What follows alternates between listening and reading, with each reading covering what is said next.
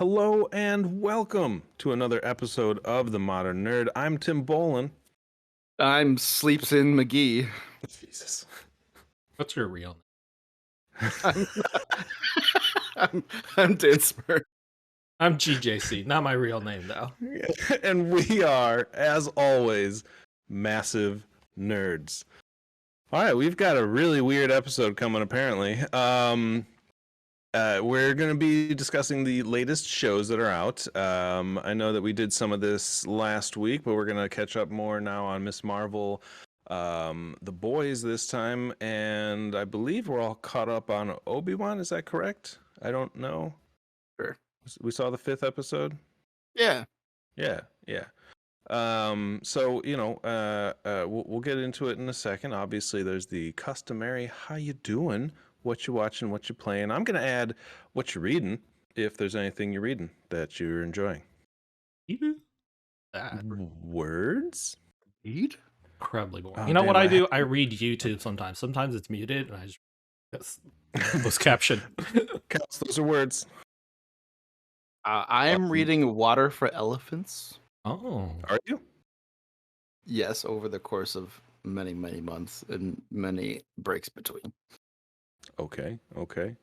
Anybody watching anything new other than what we're going to talk about? And the Orville? Nope. All right. really. I playing Fortnite, Stardew. Nothing crazy that we're watching. should play some Stardew.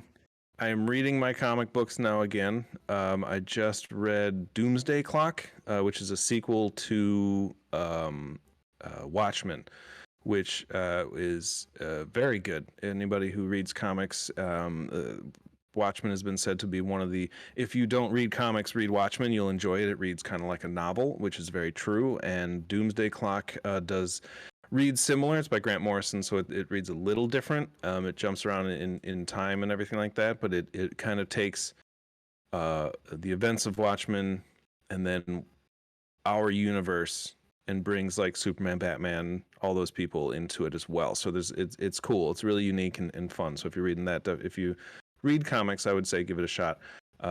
It's long, but it doesn't read like it's long. Other than that, I'm not doing too much new or crazy or anything out there other than, Stardew, which is crazy as it is. Mm-hmm. So I feel like we're going to want to have the most to say about Miss Marvel. So we'll save that one. Oh, I've in been our playing back something. pocket. I've been playing something that just came out yesterday Oh, that you guys should all get. you've been playing. Oh, I know what you get. I got Shredder's Revenge. Yeah. What'd you get? You got it on the Switch? I got it on Switch. Do you know how many people can play together? 8. 6. I don't know. 6. 6 people can play down. that game together. I'll get it on the Switch. Plus, And I'll you be don't, able to... you don't, like if you have like a bunch of people, like you don't need the both Joy-Cons. You could play it like just with a single one. Literally just 4 buttons. Extra. Well, there's some left and right, but there's enough keys on that tiny little thing to be able to play it. It's like an arcade, so it's like old school Basham Turtles in Time. Dude, oh man. There's a great shout out. I put it on Twitter. One of the levels is called Big Apple 3 p.m. Instead of Big Apple 3 a.m. It's Big Apple 3 p.m. And it's like them during the day in the Big Apple as opposed to the episode from the one from Turtles in Time. So I was like, I literally laughed out loud when I saw that. I was like, that was like good reference. Is it cross-platform? That's a great question. It is not cross-platform, unfortunately. More things would be the game would be awesome if everything was Nintendo has a sale on it actually though in the Nintendo eStore. I think if you buy it before in the next like 9 days or next 10 days or so, it's going to be 20% off. So I bought it for like pretty cheap. It's an E one, so it's a little bit cheaper than a physical copy because the physical copy for Switch and for a lot of consoles don't come out until August. So it's a small game, like file. It's less than a gigabyte. Nice. Less than a gigabyte. It downloaded in like 5 minutes. That is definitely something I will be getting. You guys get for it. Sure. Let's play it. Sure, I'm down. I'm not wearing my Turtles shirt as which I think it's made by the same kinda people who customary. also made the Scott Pilgrim arcade game, the bash 'em up game that Nice. we used to play. Got it. Okay. All right. Me and I'm more George than talked down. about classic side scrollers like a little bit ago, and about our woes with like, was that last week? Which must have been just off cam while Tim was doing something. Like it was, we were talking about like, I don't, I have fond memories of like being in the arcade, like my quarters eaten. like planning like to spend quarters only on Turtles in Time. And I did, with my Or friends, X-Men. we had like $10 devoted entirely to Turtles in Time, and we made it all the way to the end versus Shredder, and they were all out of quarters, and just me as Raphael, like, no, this isn't happening. And like, it was so sad. So I'm down to do a little Turtles. Those with you games guys. ate. Those games just Yeah, they ate did. quarters all day long. Yeah. And same thing, like what is it called? The Simpsons. Also, we were talking about those, like the three big ones, right? About The the Turtles in Simpsons, yeah. Time, the Simpsons, and then Simpsons. the X-Men. Man, the X-Men. Yeah. One. Ah, X-Men. with the Juggernaut. And like, oh my god, Welcome that's kind to of Die. the original. Welcome to Die. Wendigo. Yeah. Go and rescue Kitty from the cave. Oh god, and that was like it was drawn in that old style of X-Men, like the one from that original cartoon film, The Pride of It was X-Men very or whatever. 80s because it had Dazzler in it as one of the Yes, characters. it had 'cause Dazzler in it. Kitty was the God, I Jubilee forgot. character. Wow. Of was one of course, the worst. Colossus was part of the regular team, and then like the Wolverine had like a Australian accent, which is kind of a weird foreshadow to it being Hugh Jackman for many years. Oh, right. It was weird. I Oh was my like, God, Wolverine. that's Why does crazy. Wolverine have an Australian accent? I 'Cause he was remember the- watching it the first Some time and thinking contractual that. shit right there. Weird. Did you guys ever play a Golden Axe or whatever? Of it was called? course. That was a Love good one Golden too. Axe. I played that one a lot. That was one of They my made, like, favorite two games. discs. First games I ever got on PC was Golden Axe. Yeah. It took Yeah, that was a good one. 3 discs to install and then 1 disc to play. Dude, sorry, random connection. Anyone has seen the movie Antlers? It's like a semi-horror movie that's been out recently and it's HBO. I've heard of it. Basically, it's like based off of a Native American type thing, and the thing is a Wendigo. And the whole time in my head, I'm just like, Wendigo. We like get that. I have that on my old Xbox, and we would just sit there and like Yeah. through it. When you don't have to worry about money and or lives, you get through the whole game in 25 minutes. Like Yeah, it's it's not that long. Maybe not that quickly, but yeah, pretty fucking like an It's hour. pretty not fast. even. minutes. It was 25 Well, I minutes. mean, the idea Really? is that you could sit through it Jesus. in like You one just play go through. and And there's nowhere press to. attack. It's funny because it's like a lost. It's fun, because we're all a bunch of nerds. It's funny to see how like game evolution goes from like the arcade house to like the in-home console to like where it is now, where it's like Yeah. online and mobile. Like it's a really strange trip that video games have taken, and how the market has moved, and how these different changes in where you're playing the game have changed how they have to tweak it financially also on the business end Yeah. of it, right? And how that now just shapes how the gaming direction is, like the money part of it. Like how do we keep continuing making money off of this thing? And like that seems to be interesting to see, like drive of it. Arcade. Now Yeah, it's just I miss arcades, man. I kind of do too, So, in a strange there's- way. I know it's weird to say because I don't know if I'm spending the same like relative amount of money in arcade that I am from a home console to a like free to play mobile game now. You know what I'm saying? Do you feel like I mean, over time, if you're talking about like one game, let's like if you compare to like one game, like you go, pretended like the X-Men arcade was like $60 to get it on a console. Do you think you spent $60 playing the X-Men game in an arcade? easily. I think we spent way more than $60 playing it in an arcade than you would easily?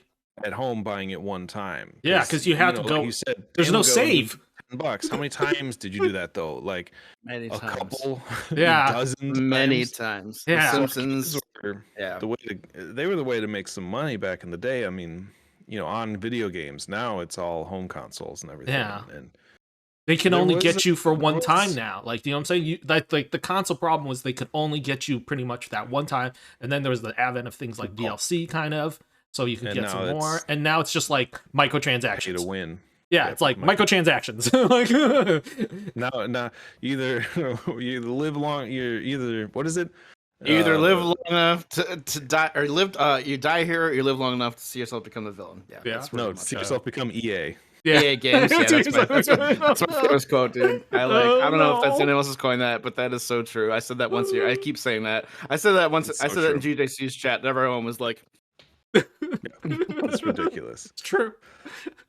All Anyways, right, we sorry, reminisce we're a about little arcades. sidetracked Some down memory arcades lane. out there, so Yeah, arcades. let's. I think we can start off with Obiwan Sure. in the last few episodes because we went over a few of them. I don't even remember because Dan was not caught up when we last went over it, if I recall. I do not recall. Yeah, so we there's 5 episodes out now, and it's come to a head with finally, what's happening in the plot and the story of, the Empire or Vader chasing Obi-Wan across the galaxy, and kind of using Leia as bait. To get there, and then the big revelation of this episode, of episode 5. If have you seen it, Dan? Yes.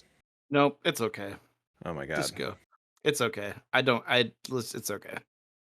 Just go." All right, I'll do it. You said do it. I'm The saying do it. the big revelation of this episode was that the third sister was in the room as one of the younglings when Anakin came and stormed the Jedi Temple and killed all the younglings in the area. So, what's his name? Obi-Wan finds this out, using the Force, because you could just do anything with the Force these days. And they, have this little mini plot to use, I guess, Obi-Wan as bait, sort of, to lure Vader to try and have the third sister kill him. And, needless to say, obviously it doesn't work. So it's going to tie me into a much larger Star Wars conversation, a much larger prequel conversation, whether it's Star Wars or not. But I will try not to derail it too far, is when things like these start to happen with prequels of a show or a movie, of something that we already know where it goes in the end, there's that little bit of me that just is like, there's no stakes, Yep. like I already know what's going to happen. Now, if it's done well and it's an interesting story, I want to hear it, and I will enjoy learning it. And this one had that potential, and it made it kind of interesting for me, and I was intrigued. I liked hearing it. It was a wonderful performance of Reva. Is that her name? Reva, the third sister, by Moses Ingram, all the way up until the end there, and so it's a good story, but it nothing against. Really, nothing even really against the writing and anything. It's just the intrigue. It's the slight isn't predictability there. of it too. Do you know what I'm They're- saying? It's not like you didn't see it coming, because they do a lot of foreshadowing. This isn't the first time they've been stuck like this before, Yeah. and they will Mhm. be again at some point. because I mean, that's the problem with the prequel. right? That's what they do. They want to fill in these gaps, and it's like that nothing for example, I thought it was great, but it's when Darth Vader brings out whatever those flammable crystals, sets them afire, brings Obi-Wan to burn him like how he did him. I'm like, oh, cool, but I know nothing bad is going to happen to Obi-Wan, and that he's going to be fine because he's fine in Episode 4, A New Hope. So it's like constantly little reminders like that, and it's too bad they can't just say this is an alternate, reality or universe or something, multiverse. It takes away a lot, from an already kind of watered down subject matter, and it's a little bit of a shame. I wish they would kind of unleash themselves and allow them to do things that alternate Unleashed. realities. Yeah. I really wish it would just be so much better for the writers, the fans. But here we are, and this is what they're chosen to do. So yeah, it is what suffers it is. from the same dilemma of sequels, especially is like how deeply are you invested in a way it's smarter because it's Obi-Wan, it's a character we recognize, so we already are kind of invested already regardless of it. But the problem is like due to the fact that we know the ultimate long story of it all, there's like there's missing that like suspension of disbelief because or that like in the moment feel of it, you know. It's like what are the stakes really? Like we all know Luke and Layla end up okay. You know what I'm saying? Like, what are the stakes Yeah. of it? We all know by the end of the day, Layla goes back to her home planet, you know, and becomes Yeah. who she becomes. So, same thing with Luke. There's no real fear of quote unquote danger of it not working out because we already know. So, in a way, it loses that like investment that you would normally have at the stakes of the show, and that's the problem Totally. with all prequels, and especially Rogue One. Sure. Or you're I like, think I don't want to get there's attached to these people because I know what's up. Rogue One is kind of a slight opposite. You know everyone's effed, so you like don't care as much even. I feel about the same way about all the people on Alderaan. Yeah, like they're gonna be the future, the leader of this great country. oh, Yeah, God, this too is soon. terrible. all of them. Can we tell all of them them are they gonna should die. probably move off? Spoilers for them. So right. it is.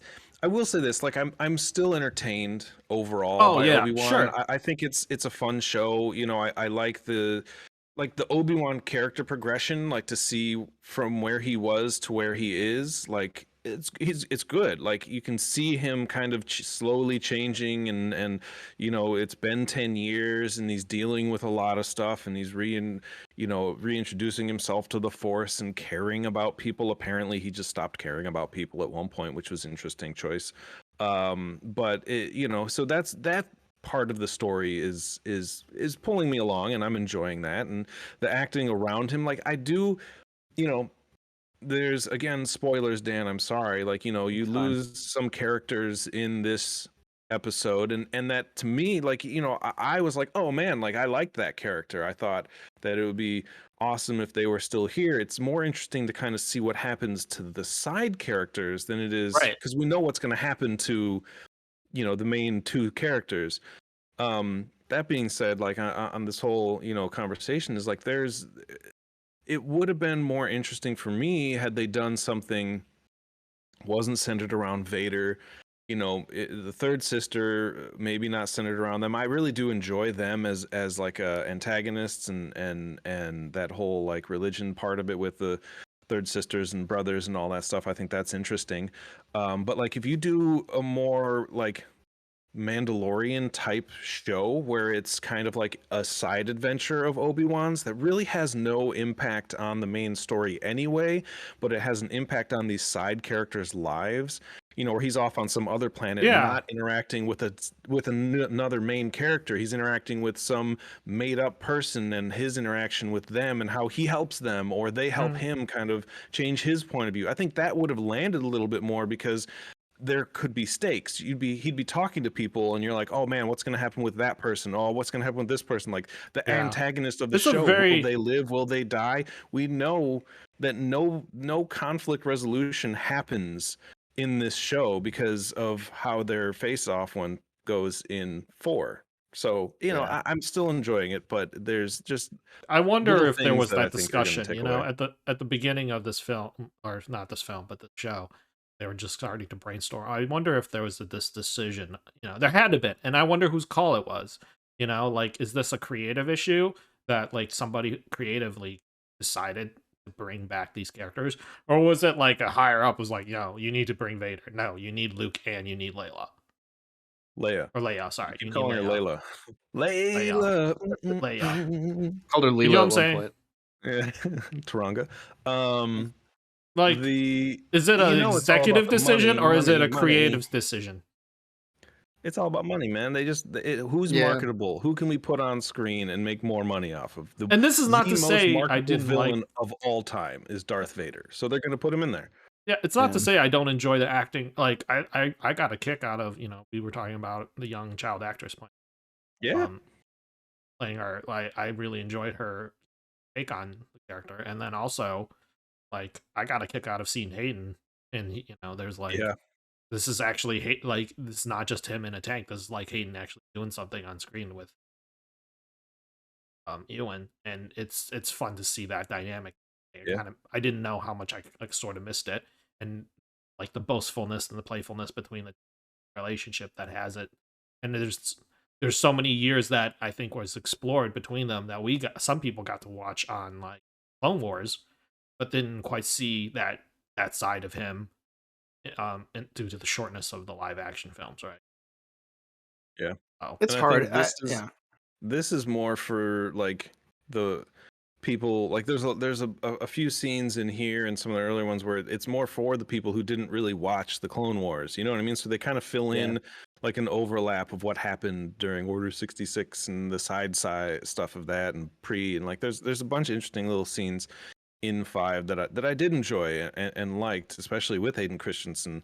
I want to know on like a weird side note is like, when is it Hayden in the suit and when is it not? Because he's not always in the Right. suit.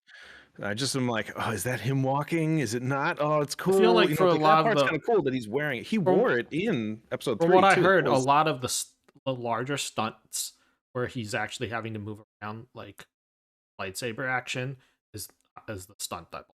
But like I mean, a that would lot of make sense. the big shots of him walking, sweeping along is supposed to be. You know what I'm saying? Like, Yeah, yeah, that'd be because cool. it's hard. That's a lot. I'm sure that's a lot of extra stuff that he's carrying. You have to move around like and coordinate and not be able to see very well probably. And it's like you better Yeah. leave that to the professionals than try to swing off and like hit Ewan McGregor in the head or some shit. I don't know. I mean, I'm intrigued to see what happens in this last episode. Like you know, they got me. They got me. You know what I mean? Like I want to know how they wrap it up. You know, that's overall a TV a mini series like this. It's like you want to know how it ends and how it comes. Like, what is the ending? You know, I mean, we know where it goes, but it's not going to go right up to the moment that we see Ben on Tatooine with Mark Hamill. You know, it's not leading right up to there. So where do they stop the story? What point is a good point to jump off from? Is there going to be another season to do more story? Like, you know, I'm intrigued at that part of it. But you know, you know, again, this was more last week's conversation of the oversaturation and everything. So, you know, we'll kind of see how it goes and go from there. Any other thoughts before we move on to the boys? I will say there was I think there's always been a small disconnect between the Clone Wars Anakin and the Anakin we see on screen Yeah. slash this one. Mhm. It's different. It's a bigger disconnect in my opinion than the one between the different versions of Obi-Wan. It's just it kind of feels I I mean, obviously, in many ways, I prefer the Clone Wars version of Anakin. It's a little more Yeah. streamlined, and there's not as much character development. It's definitely there, but there's not as much like deep dives. And in a way, that's kind of nice. We just kind of see him basically being awesome, and like a nice big reminder as to how much he gave a shit and how in a way great. I mean, he wasn't. I mean, look, you could if you're gonna say he was a Jedi Knight, then you have to basically say that like the Jedis at this point weren't doing what they should have been doing. They were soldiers in a war at this Yeah. point, and they should never have been. We established but that from that Star Wars but as a episode. That was but the as a downfall. soldier in a war, Anakin was the most devoted of all and a great one, and he like even more so contributing to him becoming Darth Vader. And I don't. I don't know. I guess I just never really cared for the huge distinction, but it's there for a reason. It's there to remind us that he was doing what he thought was good and what everyone else thought was good, and he believed in it, and he was good at it. You know, arguably better than anyone else at that point. He Save was a for really good few general, and decisions. like Yeah, like that's the thing about like the idea of like, yeah, we talk about the Jedi Knights becoming soldiers and stuff like that, but like one of the things I think you see in distinction with like typical commanders versus Jedi Knights, and maybe even more so with Anakin, is that they do fight alongside their foot soldiers. You know, like it's not right. not every. There are some Jedi's who are more of a, you know, general style and they don't get into it, but you see it repeatedly with Anakin. If anything, Anakin is more likely to like try something daring or a death suicide mission before he sends in like his squad of clones. Like he's there. Like he lives for the action. He wants to be the tip of the spear because in a way it's probably his need for victory, but also his like control factor of like needing to be the one to have the ball in his hand. And in many ways that makes like the most inspirational of leaders. You know what I'm saying? Like that's what made him a great general. That's probably why he had this inclination to go towards the dark side, is because he was good at what he did, and that was freaking dominating. Like that's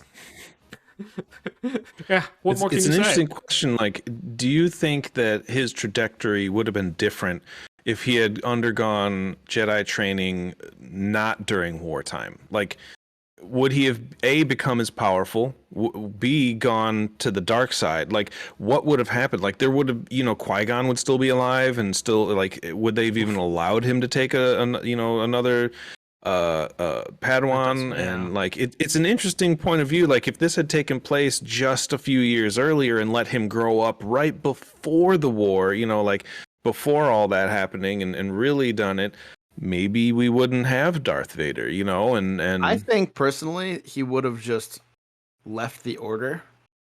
Maybe not necessarily turned to the dark side. Maybe started like an order of his own, where you don't have to like do all these ridiculous rules that the Jedi impose, and maybe wouldn't have been such an evil person. I think he would have mad. Sand would have still driven him mad.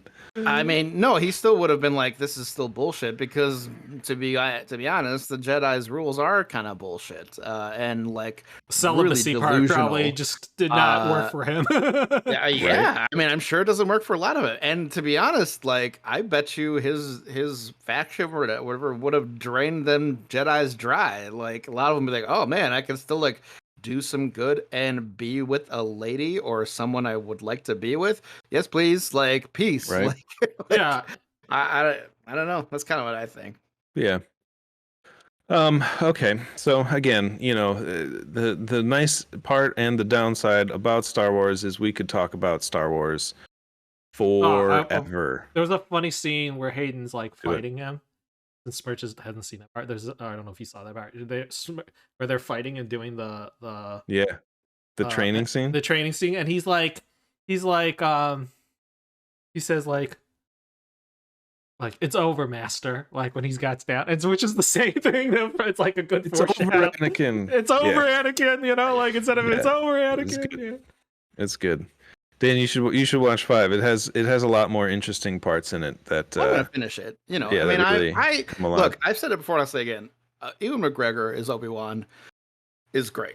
Yeah, and I watched a lot of the promotional material between the two of them. There's one where they like saying, giving opinions on things, and there's like one of them was just like, I think the prequels are underrated, and they're both like strongly agree. I saw that. Was it a lab or something like that? Yeah, something like that. It was great. I mean, it was clear like these guys had gone through, they had made a couple movies together and were, on good terms. And I mean, it was good to just, it was good to see Hayden Christensen like smile and laugh like genuinely. I do feel for him. Older, whereas like Ewan McGregor looks almost the same. Right, I did notice that. Shit. Well, I mean, I would say that the people, he had it rough. I mean, he got a lot of hate, and it wasn't all his fault, and it wasn't a great acting, but it wasn't great directing either. And I've said it before, and I'll say it again. Hayden Christensen can act, and if anyone questions that, go see the movie called Life as a House. And he's good in that movie, and that was around that time of those movies. And it was right before, I think 3. Even, I mean, he's a good actor, dude. I mean, granted, he was much better directing, and he was doing acting exercises with Kevin Kline of all people. Well, and he had like a regular, real director. George Lucas is not a director. Well, George Lucas didn't even direct the second 2, did he? Yeah, he directed all 3 prequels. Oh no, yeah, all the prequels. He did not do all of them. I think so. I could be wrong, but I know that he stepped away from the helm after New Hope and Irvin Kershner took over, and I believe he directed all 3 of the prequels. I don't know. Okay. First 2 at least. All right. Well, that is confirmed. I am going to move us along. You are correct. Yeah, I'm going to move us along to The Boys. Yeah. Season 3. 3? Yep. Yes. Nope, 4. Wait. 4. 4. Whatever. The newest season of The Boys. Spoilers ahead, and there's a lot of just horrible things that happen in this season. I feel like Visually, everything I have to say about this season, I basically could have said about previous seasons, and that's not a slight. It's just they're keeping it up, and you're just like, what the fuck, man? Like, I'm not going to go into details because nobody needs those things described to them.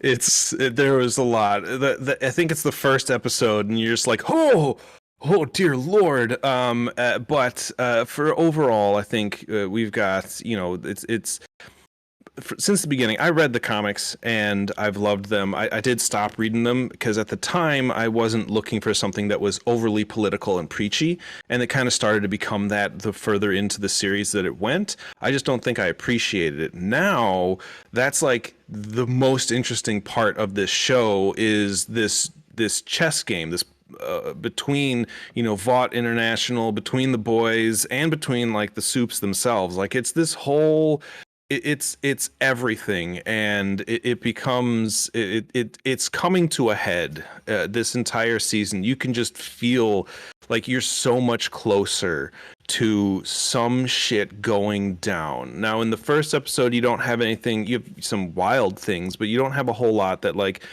really sits heavily politically. I think it's the second episode where you finally get to see what we've all been kind of wanting for. They teased it in season 3 where Homelander just kind of loses his shit in season 3 and like zaps a whole crowd of people and is like, I'm done. And it was amazing. And then it turns out it was all in his head. And now you're kind of getting these moments of him slipping further and further into like, I don't give a shit. Like I'm the most powerful thing on this planet. Fuck you guys. I'm gonna do whatever I want. And like he actually had like a little outburst and everything on television, and it creates this huge hiccup, and like everything behind the scenes is going crazy.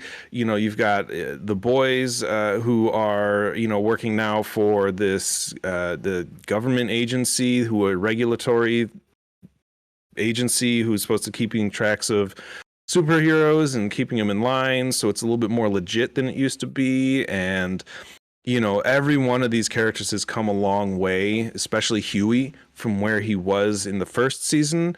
And it's really cool to be able to see this type of growth in a character and remain steady, because there's been too many times in the past where we've gotten burned by like character growth and none of it mattered. So far everything that's happened has mattered and is impactful on these relationships that all these characters are building. And I'm still loving every second of this show. I mean, there's fucked up parts and there are things that I do not agree with that should not happen in real life, obviously, not just the twisted things, but like people should never have to go through what a lot of these people in this show have gone through mentally, physically, and emotionally. And it's interesting to have this show on right now during such a heavily politicized movement where like some of these characters are horrible fucking people, like abusers to the 10th degree. And it how art imitates life is it's kind of like happening, especially with the character The Deep, who was just the biggest piece of shit to Starlight, and now you have him still in the picture in 4 seasons, whereas like every fiber of my being is like, blow this dude's fucking head off, he's a piece of shit and should just be exploded. but that's the political landscape that we're living in right now, is these overly famous things. Too many people are getting left off the hook and then having second chances when are not deserved. And much like real life counterparts, like he doesn't think he's that bad and Exactly. deserves a second chance. And I'm just like, God, too fucking real. So it is. There's a lot of it now that's hard to watch to a point.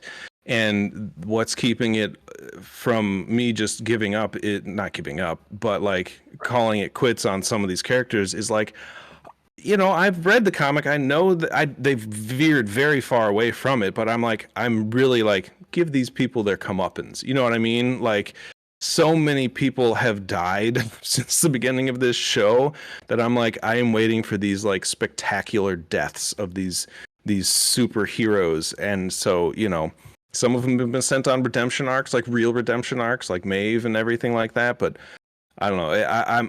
I'm enjoying this show. I'm one episode ahead of you guys, so I'm going to try really hard to not go into it, because it does change the landscape a little bit in that 5th episode, which came out, depending on when you're watching this, today. Although I'm 6 hours ahead, so I got the chance to watch it. So yeah, I mean, I love The Boys. It's written so well. Carl Urban. I think Carl Lanslow. I don't remember his name. The guy who plays Mother's Milk, MM. He's fantastic. Everybody in this show is just so good at their characters and so good. I mean, the guy that plays fucking Homelander, like Anthony Starr, in my opinion, is going to go down as one of the greatest villains in TV and movie history. It's like, he's so well written, too. so well acted and portrayed, so twisted and evil, but like you see why he is, like they made him this way, but also like he's saying it's so good. It's so good, and I love seeing him. It's great to see him, like Tim said, kind of finally like become the villain he was meant to be, and he's actually like showing restraint in this season because he's calculating his decisions more, which is making him more terrifying, more dangerous and terrifying, because now he's not just like this like rabid dog. Like, he's off the leash and he's choosing which direction he goes, and it's changing everything.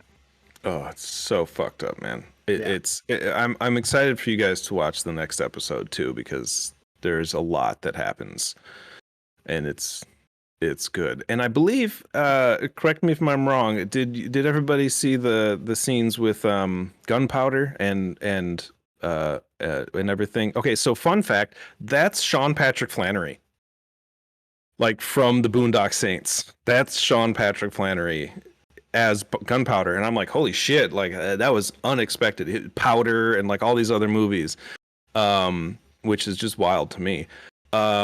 But in this run that we've seen so far, the what do they call it? V23, compound V23, where you get temporary superpowers for 24 hours.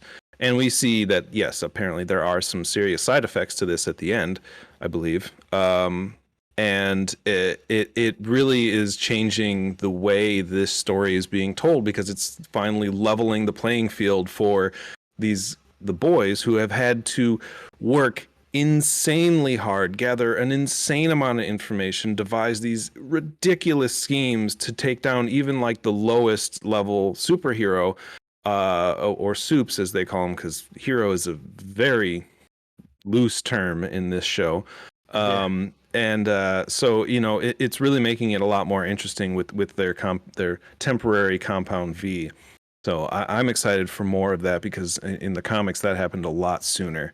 And so I was like, this whole time I was like, come on, like that's like it started where like they got superpowers in the comics, and now they're finally just getting to it. And they had a scene where it was so good. I'm not going to do anything else. It just, something was pulled straight from the comics, and I was like, oh, that would look so cool. So many flesh explosions.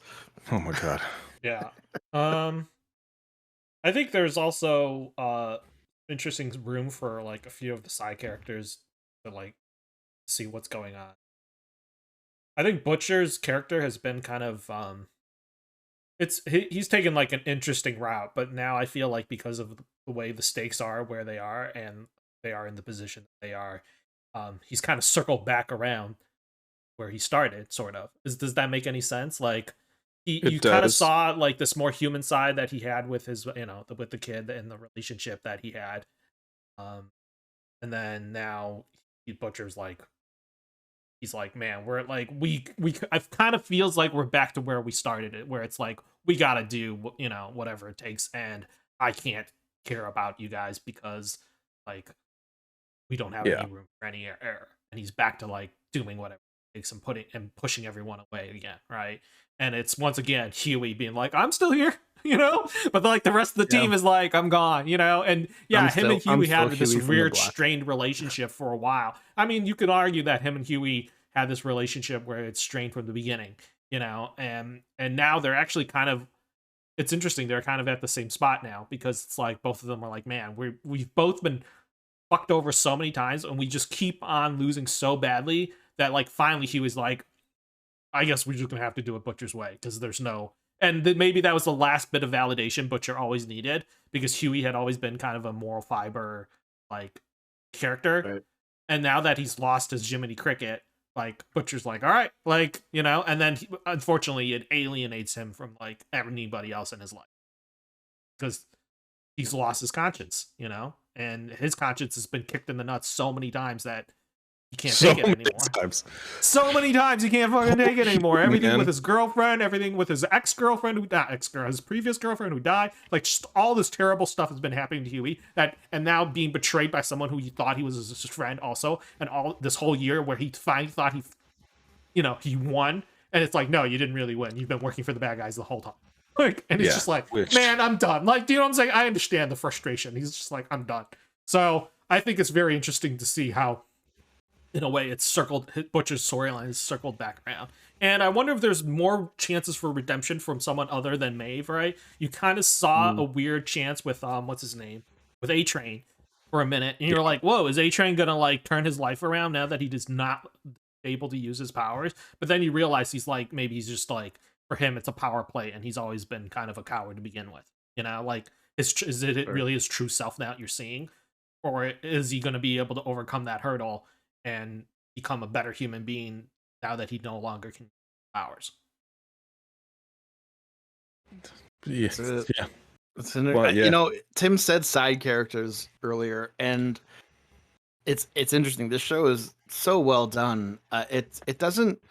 Whenever we are seeing a side character story away from the main characters, they don't feel like side No. characters. No, they It's don't. like it feels like they're getting Even their Ashley, own dude. narrative. Freaking Ashley getting her, Yeah. like, who would have thought this assistant who's like this annoying PR lady from like the first season, who like she is like the definition of what you thought was like a toss away kind of like side character, and now this season she's like getting her shit, like after all these people above her finally are all out of the way, she is getting her, like, she is the boss lady now, right? She is number two. She is like she's the one calling the shots, because now she has to be the one who controls Homelander, but like, now she's the one and it's funny to see how she's gonna rise and how she's gonna balance that, right? Because it's like she's always had these layers of insulation from him, and now it's like, okay, Ashley, you've been thinking that you could like do this whole thing, like now you're gotta handle him, like it's you, like That actress, she's got that down. she's Like fucking- she's doing she's from so she's from good. Jessica Jones.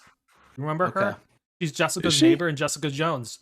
I Her, don't her brother was remember. like the twin guy who got killed by Kilgrave in that first season. I barely remember that first season. Yeah. So long ago. Everyone She's amazing. in this show is doing an amazing job acting. Oh my God. Like there is no weak link, like at Mhm. all. It's amazing. It's really incredible. It's a big accomplishment. What was the end of episode 4? Were they? Oh my God, I don't know how to say this without going too far. I Episode 4, think we it found was. out what's his face died. Homelander, figured it all out and turned on them. Took over Yes, I remember he that. got rid of Did- Edgar. Was there He killed, another? what's his name? The guy, the new guy on the team. Yeah, that was Charlotte's intense. ex-boyfriend. You're like, Jesus fuck, dude. Come on. Like, oh. You're like, oh. And it turned out Okay. that A-Train had turned on them because he ratted them out. That was like the. Okay, then I have to Also- stop talking. And also, what's his name? they explained, yeah, supersonic, and then they explained to them that Alex. like the rest of the boys found out that Butcher was with Huey. That's because what's her name got shot. Okay, so then you did see Jensen Ackles? Yes. Yeah, okay. So we saw that he was in we saw what's his name Butcher use the superpowers in front of the boys, Mother Milk and Frenchie and I don't remember her name. Really? What? Yeah. I don't know. Katana. That's really who it is. And so you get to see that this whole time they're searching for this weapon, this thing that can kill Homelander. Kimiko, thank you.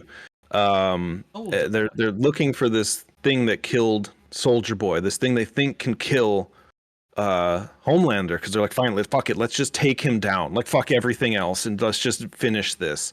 Which has a little bit more depth to it when it's, Grace and Butcher talking. It's a little bit more, layered and nuanced than just fuck it, let's kill him.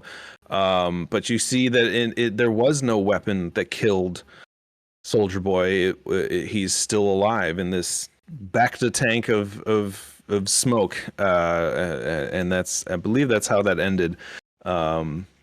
Because now I'm blending the next episode, so I won't say much more. But I think that you kind of saw that coming, totally. which is fine. And not bringing back Jensen Ackles just to fucking have this like callback scene, like yeah. So I'm interested to see where it goes from there and how this all plays out and everything, even though I know where it goes from there and how some of that plays out. So I'll keep my mouth shut. And on that note, before I say the wrong thing, are there any other final comments on The Boys? Oh yeah.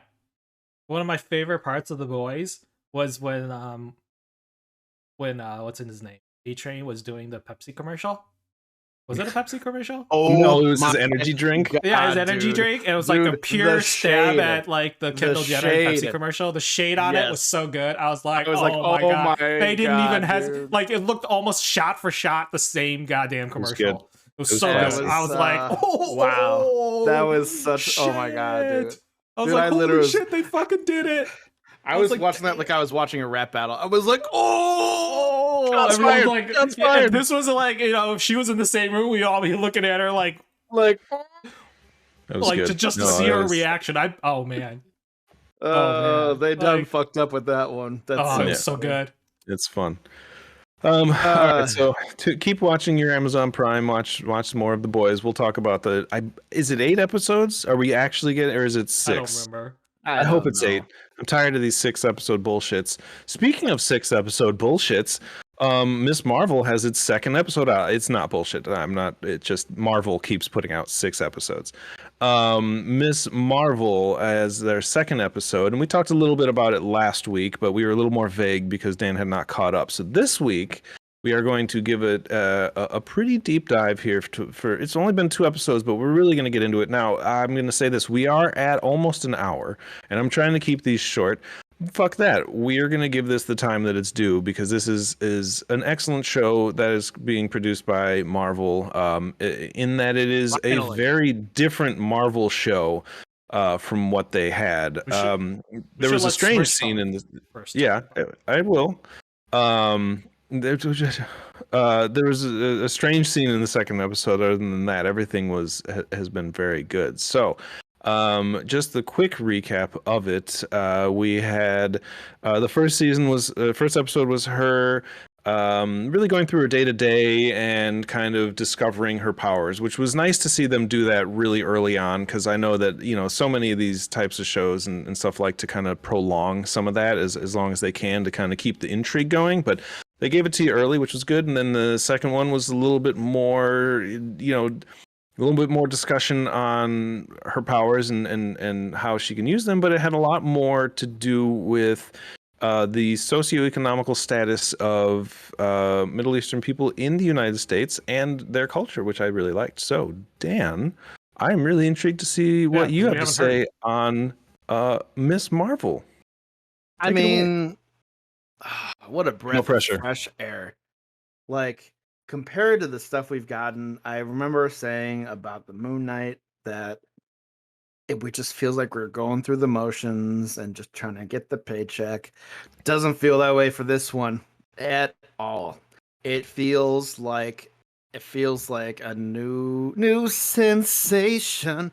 It just feels legit. It just feels fresh. It's not groundbreaking, but it just feels authentic.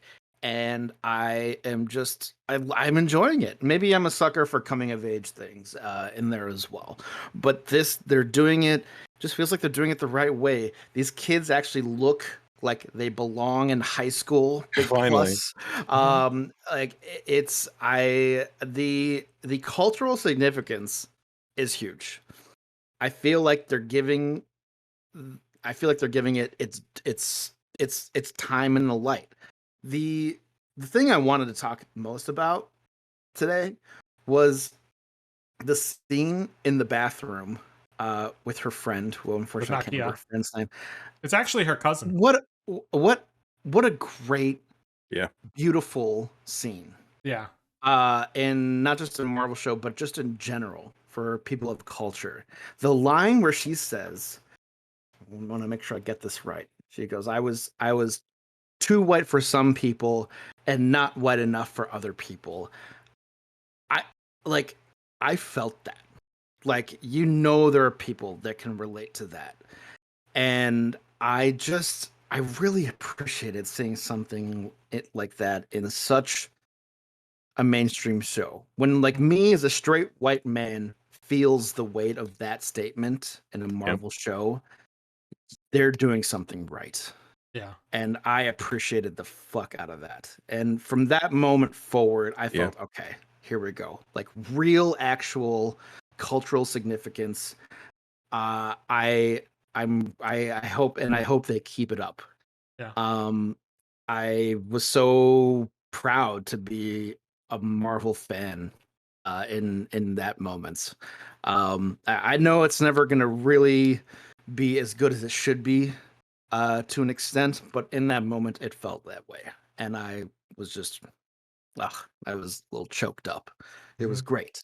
And so even from that moment on, it felt like I don't know, like I felt like I felt like I understood this culture a little more. No, the mom especially, saying what was the stuff in the car saying, like, "Oh, this is my fault." I'm the reason you guys, the guilt. I was like, "Oh my god!" Like, I've experienced something similar as my Ukrainian grandma. Like, it's I like it. And I like seeing that play such a strong. It's like almost its own role in the show, and I love that. That being said, the show itself, it's good. It's fun. It's fresh. Her powers are a unique kind of glittery, and I think it's because we've gotten, I think it's because of Mr. Fantastic is going to be too similar looking with the stretching, and maybe they're trying to have her own unique kind of style and feature. Which I understand. It's a little bit much, but they are not just doing it for the sake of doing it. It seems like they're having it actually be that way for a reason. The line, we don't know how she escaped the train, but she followed a trail of stars, is like, okay, they're referring to something that what she's been doing with her powers. There's some connection there. And as long as there's a narrative reason, it's all good. Like, I know there are people complaining about it, but I think it's fine. It's a lot, but it's very cool visually. I don't know. It's not a whole lot to complain there. I think it's kind of cool to see. Yeah, I'm really excited for this show. I don't have a high stakes for it. I'm just enjoying it for what it is. And which in their, I'm not. I don't always feel that way. They're making me feel that way. Like they've built a kind of atmosphere for where you're not expecting her to do something ridiculous. She's gonna do what she can do throughout the show because they set those expectations, and I'm totally cool with that. And I feel like most people watching the show will feel that way as well. We're all rooting for the kid. We're all Marvel fans. We all kind of have been in her shoes, and now we get to see a Marvel fan become a Marvel hero, and that's exciting. It's like we're rooting for our friend. Like, yeah, like go Kamala. Like it's a fun juxtaposition. I'm really excited to see what happens with this, with her aunt, or is that just a relative? Grandmother. Okay. Great grandmother. Great grandmother. Okay. Anyway, so yeah, good big ups to them. Cultural significance is important, and I'm glad to see it play such a huge role. Yeah. George? Since I talked about, I agree 100% with what Dan said. And just like I like it because it's like a visually like appealing and stunning. So much, you Dan, do you understand when I said this is like their version of Scott Pilgrim? Like it felt totally like a Scott Pilgrim Marvel film, which I never thought I would see, and it really did on so many weird, like the artistic style, the drawing, the weird stuff happening in the background, all the little Easter eggs that they're just like moving from scene to scene and stuff of in the like this visually so cool. like just fantastic and appealing to your eyes, like, and even with the powers, it's very visually appealing. Like there's something about it that looks special, and I can't wait to see how it works with in conjunction with like Captain Marvel and also with Monica Rambeau, and how she's going to be able to play with energy with the three of them all together. And it's just it you could see the hints of that Kree kind of energy that Monica and even especially Captain Marvel has seen in her movie as well. So I really love that. I just wanted to point out, because since I talked so much about last episode, I wanted to point out what I thought was one of the coolest parts of the show is like it has a lot of similar characteristics to a lot of like teen stories, and even so much so a coming age of one, like with Spider-Man. If you juxtapose this movie with a lot of the Spider-Man stuff, especially when he was high school and just getting his powers, more so the Tobey Maguire episode, movies, and also Andrew Garfield than actual, our version of it. But a lot of Tobey Maguire feelings coming back of like figuring out her powers and training montage and trying it all out. And then finally, there's even that scene where they do like when they're at the Eid party for the carnival, and they do the thing where they talk about all the different groups, like there's the Insta guys, and then there's the like whatever, and all these, and then they go to the Illuminantes, and I just like was laughing my head off because I was like, what a great nod to like Doctor Strange, like the Illuminantes, who like run the mosque and like all the hidden and and like are the ones secretly like moving the chess pieces because they're the most important group to get voted into the board for Nakia, so it's just like I Illuminantes. I just giggled a little inside. I was like, and it's like it's a very typical thing. Like you watch a lot of teen movies, they all have that one weird scene. Like even in Mean Girls and 10 Things I Hate About You, and all these different scenes where it's like they're showing you the different cliques inside a lunch group. And maybe not so in our high school because our high school was freaking huge, but like definitely had that feeling in junior high. Yeah, how can you say not necessarily in our high school? In high school, but our high school is very cliquey. But I'm going on record for a second. Our high school was the basis for Mean Girls, man. It is. It's such a huge school that why that movie exists. We don't all eat in the same lunchroom. Do you know what I'm saying? That's my point. Is our school is huge, and we don't eat in the same lunch period, and we don't all eat in the same lunchroom. Fair. The cliques are so huge and so many that there are people who just don't even eat. Like their clique doesn't even go to the same areas of recreation and feeding as like the rest of the school. I was one of those people. I was like, I don't want to go to that lunchroom. I'm going to the scrounge. Like I'm going to the corner. I don't want to go to. Who goes to the lunchroom? Like who's even in the lunchroom? Freshman, sophomore year. Not to give away too much of our history, but freshman, sophomore year, we were for sure up there. I was a huge scrounge rat. Nobody knows what the hell we're talking about, so I'm going to move on. Okay. Everyone's like Googling scrounge rat. Like, you guys gotta be careful. That probably means something real fucked up, but you don't know what you're talking about. Nice shout out to like, I don't know if this was how it was timing wise. Nice shout out to kind of turning red. That whole scene of her needing a tampon that time of the month inside the bathroom. I was like, oh my god, this is like turning red. I love it. Like it's like a good little nod to that. I love it. It's like coming of age, but it's like, oh, Kamala, like every single girl goes through this, but she's like, no, this is Not really. this is not the same thing, like, and that's just exactly the same thing that's happening in Turning Red. So I love it. Yeah. So I am definitely enjoying this show quite a bit. A lot of it is the visuals, like you were saying, that Scott Pilgrim-esque, and if you can see by our wonderful background that we have on everything, that's kind of the style of it. You see these drawings overlaid on the on everything, and it's really cool and really fun to see, and it's like it's pulled straight from the comics, which I really, the nostalgia and the comic book nerd in me is really loving that part of it. But He's a fun artist, yeah, she doodles. Yeah, and the story is intriguing. It's interesting.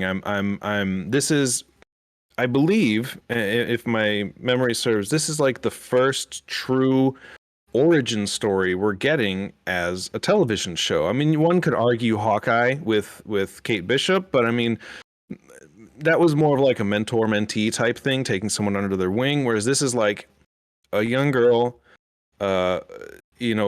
going through a lot in life as it is, dealing with her family life, her social life, and then putting in that she has superpowers on top of that. Like, it's becoming, it's very much this generation's Peter Parker. The more relatable situations for everyone, for young girls and women in this country can go through. So it's cool to see that they're bringing the culture forward and doing it right. And we were talking about this earlier, how Moon Knight will always be the first one to bring that to light, with like a cultural superhero, Egyptian superheroes, and that kind of stuff. But that kind of was more like Egyptian mythology and like the gods and the history of everything. Whereas this is more like, what is it like to be Muslim in America? What is it like to grow up here and have this freedom of America shoved in your face, but then have your customs and religions and everything still be a part of it? Like, where's the balance? I cannot speak to any of this. I've never gone through any of that, obviously. I'm just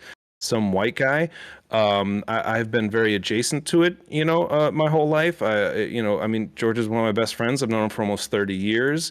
And so, saying I know what people are going through would be a lie. I can only say that it is very nice to see this brought to light, and that I hope the people that need to see this see it, and that they gain something from it, and that it helps everyone through life, and that they become better for it. And I applaud Marvel in what they're doing, in that they're doing it right. There have been things like this done in the past, and they have definitely felt like cop-outs.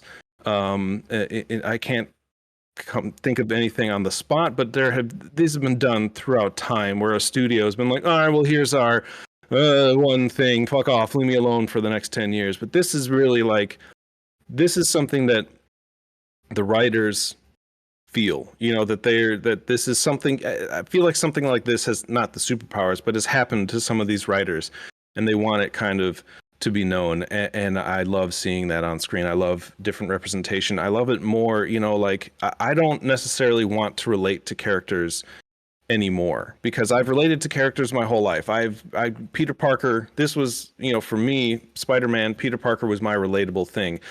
White, nerdy person, I'm not as smart as Parker, but like, that was what I grew up with, and I've seen it, and I like being able to see and learn things and be entertained at the same time. I love Mindless, don't get me wrong. I'm going to go watch Futurama probably in a little bit and just tune out and just let my brain turn off.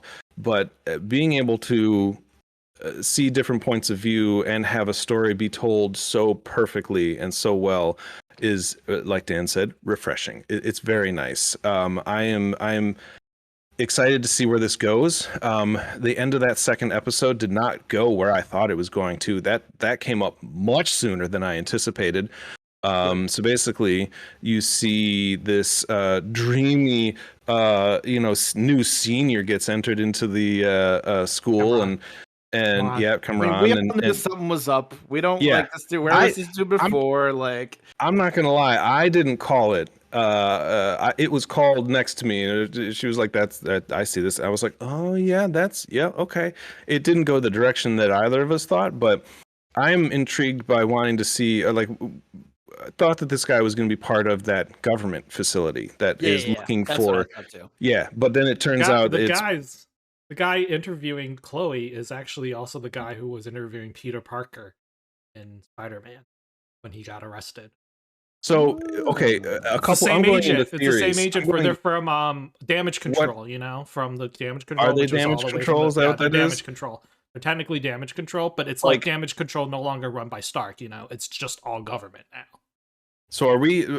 We were thinking it's going to be like, is this AIM or what will eventually be AIM, or something? Like a secret infiltration of AIM, and then you see these drones kind of coming towards the end, and they've got that classic green kind of lighting and aura, whereas AIM in the comics and in games and everything, their electricity or whatever it may be, it's always been like green illumination. They wear these goofy yellow suits, but they're monsters that they have, they're real big and they have like a green tube coming out of it, or like the electric pulses coming from their weapons have green pulses. Maybe I'm looking too far into it probably, but I think that would be pretty cool to see that in this show. It would be a good time to introduce a new organization, because you're going to need something going forward other than we've seen the Illuminati, but how much are they going to play in our universe? And then you've seen, the Thunderbolts are being formed, but where's this other organization? There's got to be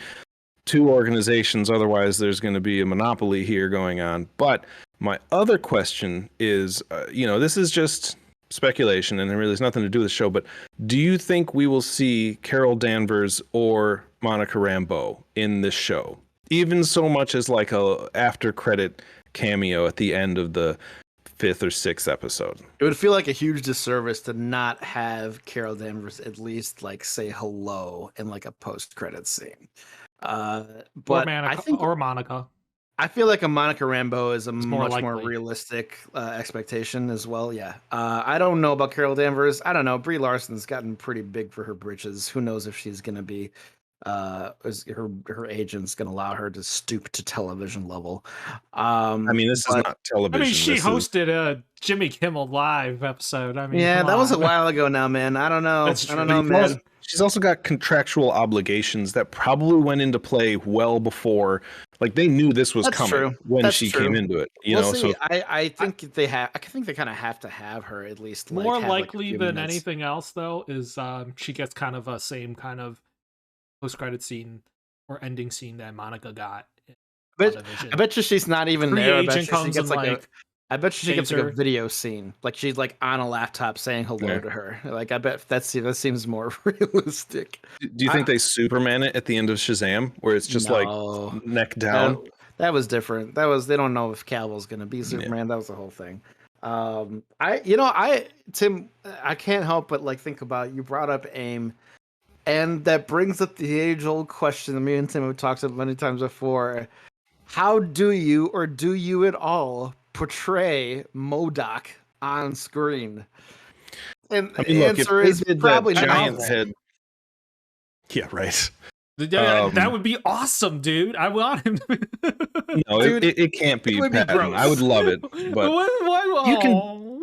you can do MODOK. I don't think that the problem is that we've got the Hulk. He's a giant green CGI. Yeah, the Hulk looks all right still. If the way that MODOK is drawn would be quite disgusting to see. You're gonna shine it up and make it look semi-presentable. Hulk still looks like a big jack dude. That's not a problem. You know what I mean? This would be the skin's all wrinkly and fucked up, and this is gigantic. It is a gigantic meme, and the memes would be endless. I'm pretty sure. But I don't know. They basically did it already in the Green Lantern. It's the same giant-headed thing. Now it didn't go very well. Now did it? Well, but that movie was terrible. He would be great, actually. Big head, just put an apparatus around him and with tiny little arms. But I think it's doable. Honestly, I do. We're gonna get. We've gotten comic accurate everything to this point, other than in the Marvel universe, not including some of the earlier ones that were not MCU. So I mean, I think it's doable, and you know, I think they can make it not be completely ridiculous. So maybe they do, maybe they make it, maybe they ground it, maybe they do like a 2000s X-Men style where they have, you know, it's like a bigger head but not quite as crazy and over the top cartoonish, whereas like, you know, the X-Men had like their black leather instead of their crazy colors. So, you know, I mean, there's ways to bring it around, and I think they did something, the MCU did something recently where it was not a completely comic accurate something or other. Maybe it was DC. I don't remember. I remember watching something and being like, why change it? You've shown that you can do anything at this point in time. Like you gave Captain America that stupid, really bright, ugly costume in the Avengers. Like, why not make every other costume? You know what I mean? Yeah. I hated that costume, but yeah, no, yeah, I'm interested. I'm very intrigued.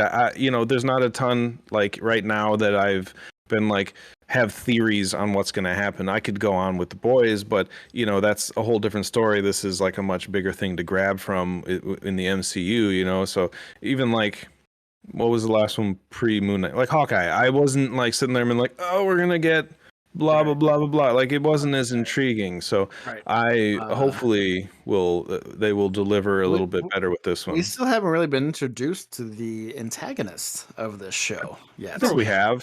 We have. Oh, we just don't know it. Maybe is that what you're saying? I think it's the great grandmother. Yeah, I think it's also. I also think like the government agency is kind of like overall.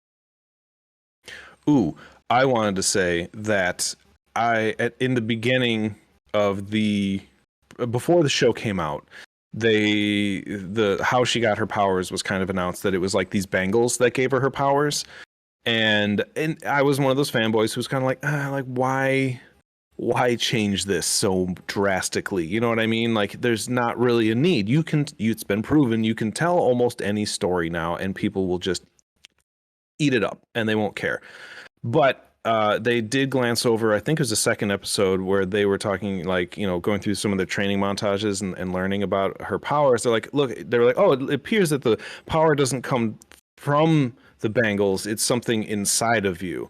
And the bangles brought it out, which I liked that little, I'm like, oh, okay. All right, cool. So it's still her being in the comic. She's technically an inhuman or is what they classify her as. So, you know, maybe something like that will be brought around, and it does look like it's, since they're bringing in the great grandmother and the great grandmother had those powers, that it does look like it's something genetic, which I do like, and I think it'll be.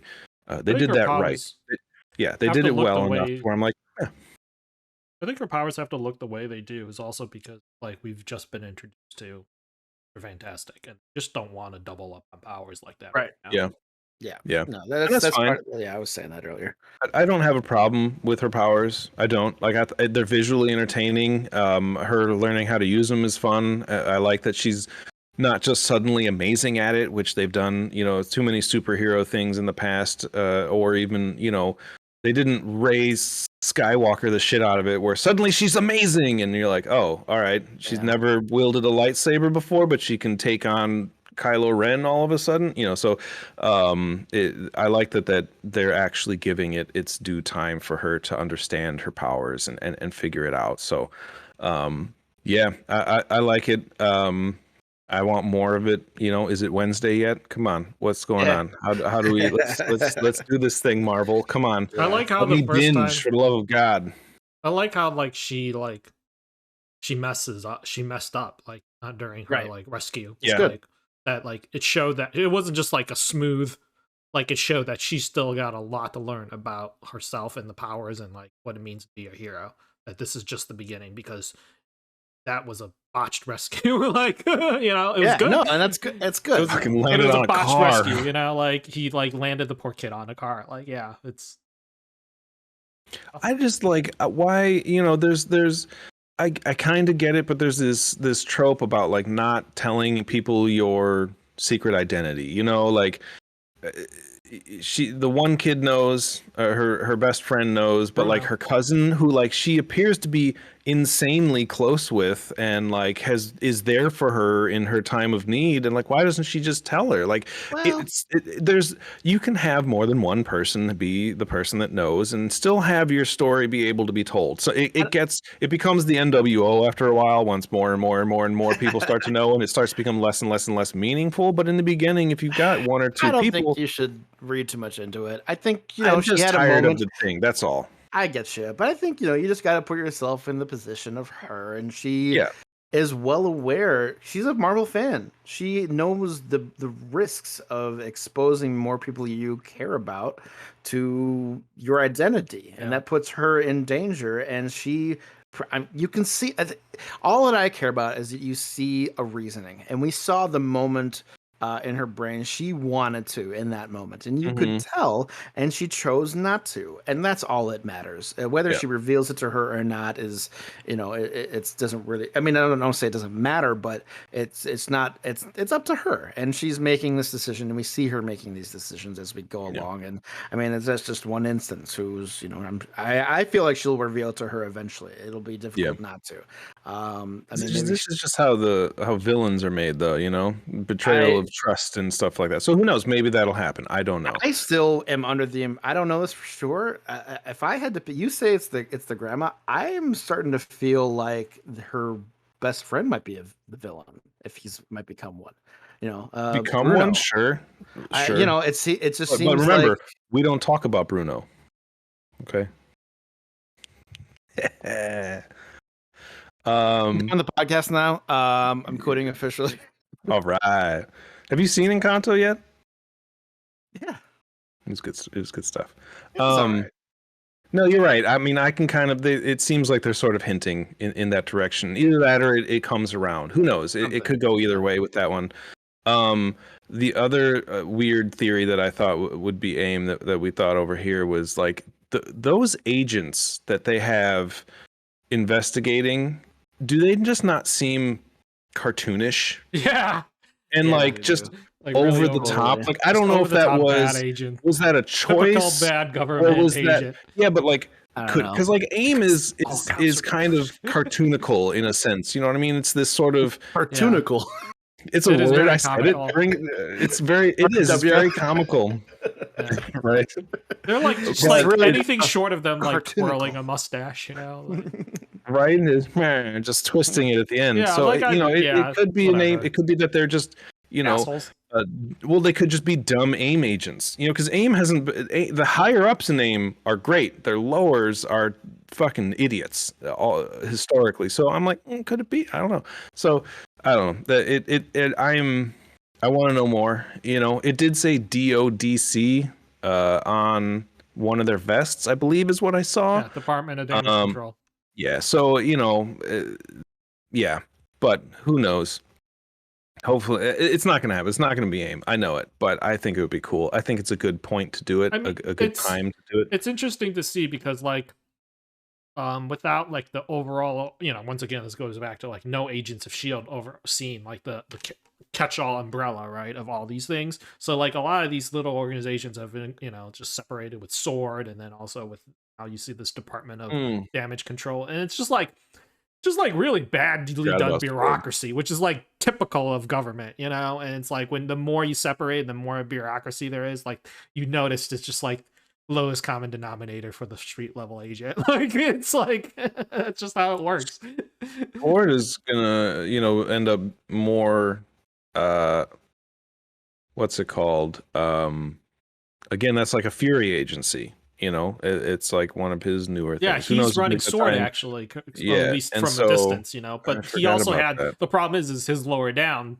The people who were taking over SWORD on the day-to-day basis and running it are like shitty guys with their own their own agendas, and you see that obviously play out in WandaVision, and I'm pretty sure that's what's going on in the Department of Damage Control too, is that these agents, whether they're AIM or not, have their own agenda or just are really bad bureaucracy agents, like or bureaucrats. So Well, my earlier theory about needing two agencies is it's true, but it's not AIM because we've got SWORD and we've got the Thunderbolts who are going to it's be like another agency type it's thing. funny also, maybe in the same trope of like immigrants and the fact that she's an immigrant, you know, like they did a lot of like, was she Hispanic? Was she like, you know, like all this stuff because they could tell Yeah. she wasn't white, so they just went through and then they're like, we're gonna like round up everyone in all the like the Muslim Middle Eastern like neighborhoods and stuff like that. So in a way, maybe they're playing that like in America for our US listeners, we have ICE, which is like the Department of Immigration. They're like the guys in the SUVs like rounding up immigrants here. So like maybe that's like the same Yeah. in that same vein. Could be. It could be a red herring. Could be that they're not the villains. You know what I mean? It could be that they're trying to do good. Who knows? You know, Who knows? but they're We'll just see. inept. So, yeah. So again, we're just gonna have to wait and see. We got another week. We'll have another episode and talk about it. Other than that, I mean, that's all we've got, folks. We've gone about an hour and a half. We've talked a little bit more than expected, but 3 shows, 30 minutes each. That's what you get. Yeah. Anybody got anything to bring up? Or are we Nope. are we signing off? I got it up. This is good. This is good times. Good. Yeah, good. Good. Awesome. So if you had a good time at any point in time during this, please make sure to go check out the YouTube channel at The Modern Nerd. You know, you can follow all the socials that I have up here. If you want just the audio, you can go to the Spotify. You can follow my Twitter and Instagram for when we're going to be going live. Usually the live is here on GJC327, our gracious host.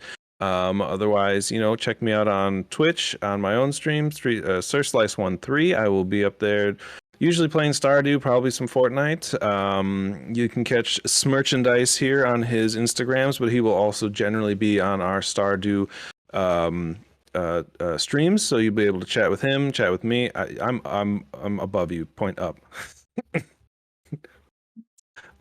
So, you know, like and subscribe everywhere. Give George a like and subscribe. Check out the YouTube is where you're going to find everything that we've done here, and the Spotify is where you're going to find everything we did before. So like and subscribe. Thank you very much for coming.